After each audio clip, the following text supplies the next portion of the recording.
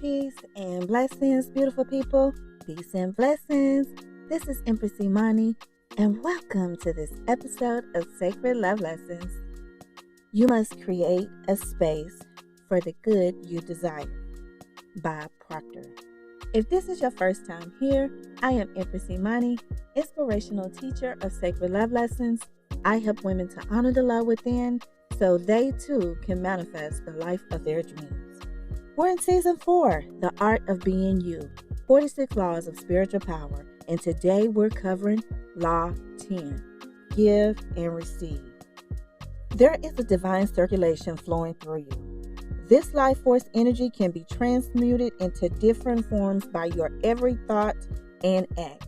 For example, love, light, joy, time, money, energy, happiness, things, you name it. It can be transmuted. One main way to create space for what you truly desire is through the law of circulation. The law of circulation states, what you give is what you can expect to receive. It is the flow of energy that you put out into the world. Some people call it the law of reciprocity. Others call it the law of giving and receiving. Today, we're calling it the law of circulation. Now imagine you have a spiritual bank account. You can make deposits and withdrawals from your account. Every good deed or high-vibing act is a deposit into your account. Every good thought or high-vibing thought is a deposit into your account. Now, how do you make withdrawals? I'm so glad you asked. There are several ways that you can make withdrawals.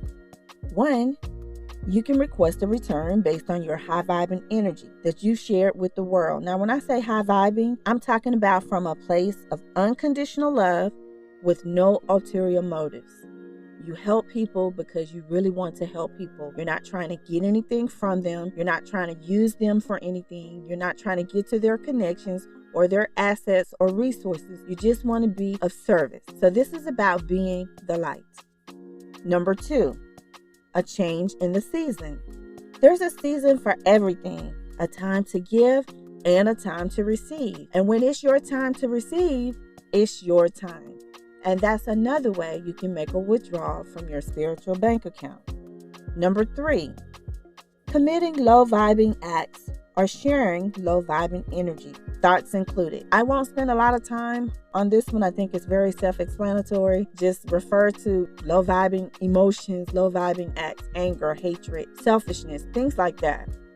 Number 4, overgiving or receiving too much.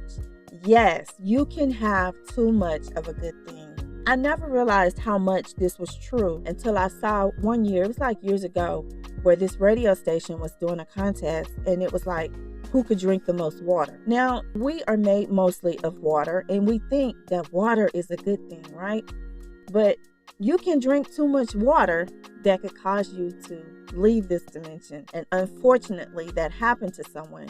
And that's when I really learned that you can have too much of a good thing. So in this case, this is no different. Overgiving or receiving too much can lead to depletion of your life force energy and your spiritual bank account. For example, you can spread yourself too thin. If you spread yourself too thin, that could lead to burnout. It could lead to physical, emotional, or mental disease. If you have too much, you could easily get into hoarding or addiction, which could also lead to a depletion of your life force energy and your spiritual bank account. When you make withdrawals, the energy will come from another person. That's how this universe works. Everything is energy. Your thoughts, your actions, things, everything. People, we are energy. Money is energy. All of your blessings will come through a person. However, this may or may not come from the person that you bless. So say, for example, think about the pay it forward paradigm. A person buys you a coffee, and then in turn, you give the person behind you a coffee.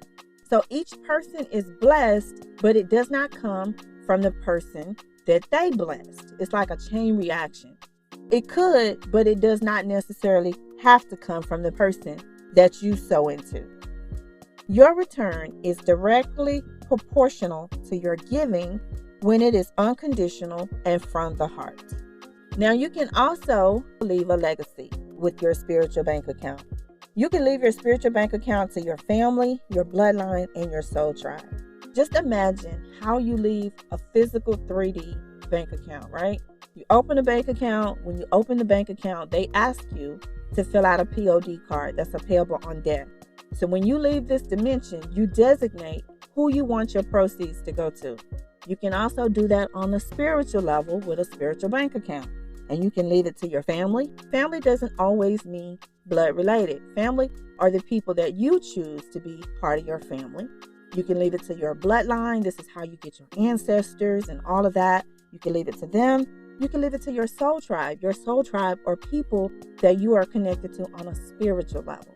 People that you may have spiritual contracts with. When you come into this dimension, you can leave it to them as well. It's up to you. Now, how do you maintain the circulation? The universe we live in is based on order and balance. In order to keep high-vibing energy coming to you, you must continue to share high-vibing energy. This is why I always tell you to be the light, because you have to keep the circulation going. If you hoard, if you stop loving, if you stop giving, if you stop sharing your light, your love, your joy, your happiness with the world, if you stop radiating high-vibing energy, this is why we always tell you to keep your vibration high. If you stop operating on a high frequency, then you will no longer be radiating high frequency, right? And so you'll begin to attract other things that you may not want in your life, in your reality. This will cause stagnation, decay, and waste. And sometimes you can overdraft your spiritual bank account by being selfish, using people, draining other people's energy, among many other things. Either way, all energy must be returned. And the universe is based on order and balance. And it has a way to get your attention, whether there's stagnation in your body, in your mind, in your spirit, in your life, in your finances, in your family. It has a way to get your attention in order to reset the balance. So that's what I have for you today. It's up to you. The law of circulation. Law 10, give and receive. What you give out is what you receive. The power is yours. I hope this episode has been of value. If you're listening on YouTube, please click the like button, comment, and subscribe to our YouTube channel. And until we speak again, be the light.